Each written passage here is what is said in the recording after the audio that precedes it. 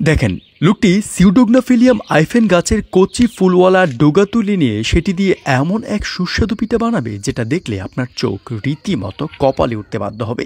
প্রথমে লোকটি গাছের কচি ডগা তুলে নিয়ে বাড়িতে এনে খুব ভালোভাবে ধুয়ে পানি ঝরিয়ে ডোগাগুলোকে কুচি কুচি করে কেটে নিল। এরপর সেগুলোর সাথে আটা ময়দা মিশিয়ে খুব ভালোভাবে ডলে একত্রে মিক্স করে নেয় এবং ফুটন্ত পানির ভাপে সিদ্ধ করে দেয়। অন্য একটি পাত্রে লাল সিমের পেস্ট ঢেলে সেটিকে খুব ভালোভাবে সিদ্ধ করে তার সাথে অলিভ অয়েল মিশিয়ে খুব ভালোভাবে সবকিছুকে ঠান্ডা হতে রেখে দেয়। একদিন পর মিশ্রণটা একেবারে ঝরঝরা হয়ে যায়।